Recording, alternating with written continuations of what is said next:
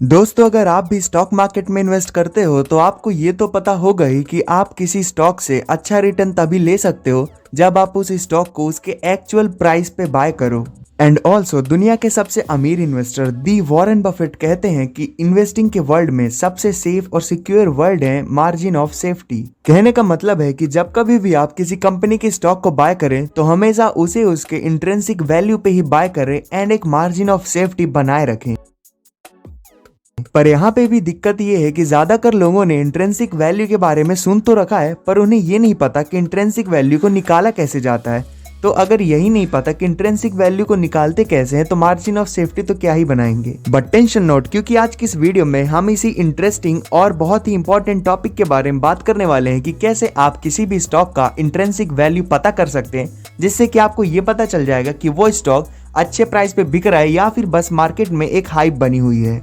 And tension not, क्योंकि ये topic मैं बहुत ही आसान तरीके से समझाने वाला हूँ, जिससे कि ये ना सिर्फ किसी नॉन फाइनेंशियल पर्सन को एंड ऑल्सो किसी 10th ग्रेड के बच्चे को भी आसानी से समझ में आ जाएगा। एंड आई गारंटीड कि ये वीडियो देखने के बाद इंट्रेंसिक वैल्यू से रिलेटेड आपके मन में most of the doubt clear हो जाएंगे एंड जो डाउट बच जाएंगे वो आगे आने वाली वीडियोज में मैं क्लियर कर दूंगा।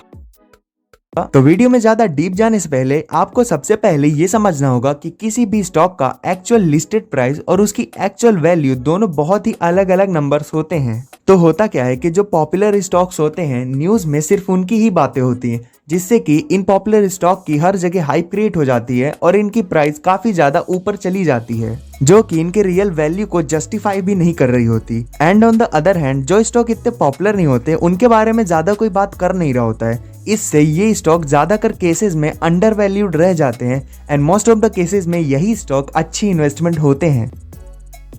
सो आज के इस डाटा युग में आप गूगल पे सर्च करके किसी भी कंपनी का स्टॉक प्राइस से लेकर के उसकी सारी डिटेल एक्सट्रैक्ट कर सकते हैं, पर आप उसकी इंट्रिंसिक वैल्यू नहीं निकाल सकते, वो आपको खुद ही पता करनी होगी। तो इसीलिए अब मैं आपको एक एग्जांपल दूंगा जिससे आपको किसी भी बिजनेस या फिर स्टॉक की इंट्रिंसिक वैल्यू निकालनी आ जाएगी।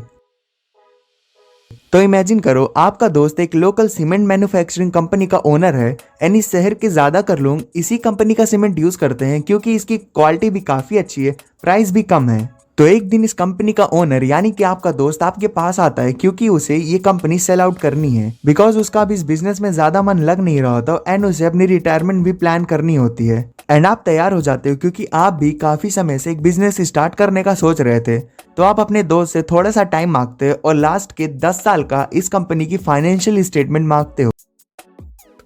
तो फर्स्ट स्टेप में आप इस कंपनी के इनकम स्टेटमेंट्स को देखते हो एंड आप पाते हो कि इस कंपनी ने रेगुलरली लास्ट के ईयर्स में अच्छा प्रॉफिट किया है।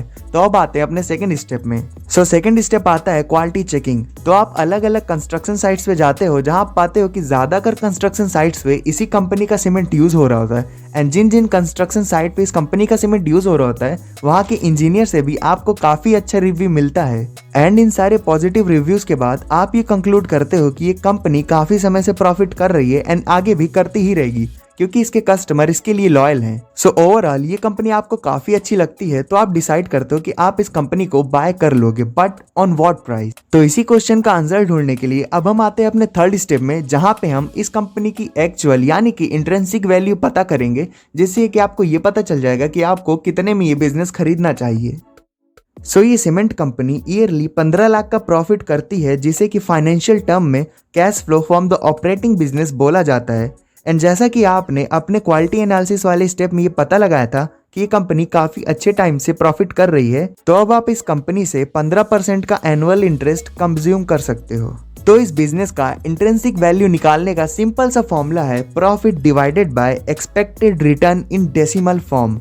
मतलब 15 लाख जो इसका प्रॉफिट है डिवाइडेड बाय 0.15, क्योंकि 15% हमारा प्रॉफिट है एंड उसका डेसिमल फॉर्म 0.15 ही होगा। तो इस कैलकुलेशन का आंसर आता है 1 करोड़। एंड अब इस सारी कैलकुलेशन के पीछे क्या हुआ है मैं आपको अच्छे से एक्सप्लेन करता हूँ।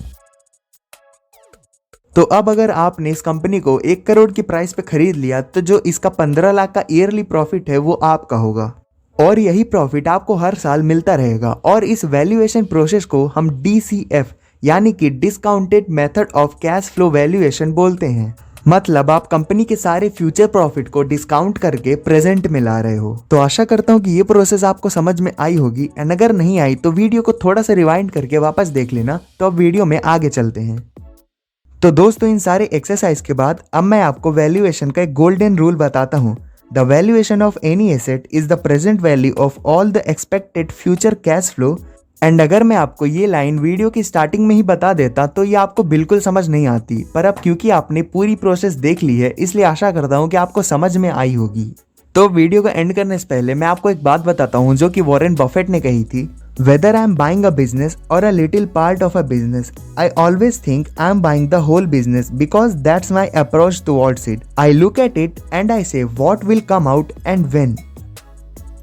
एंड जैसा कि मैंने आपको बताया, at the end of the day एक बिजनेस का एक ही काम है, profit banana. But stock market के नंबर गेम में फंस करके कुछ लोग ऐसे भी शेयर्स खरीद लेते हैं जिनका पीई रेशियो 100 से लेके 1000 के बीच है। मतलब अगर उनको अपना पैसा डबल करना है तो उन्हें 100 से 1000 साल तक रुकना होगा।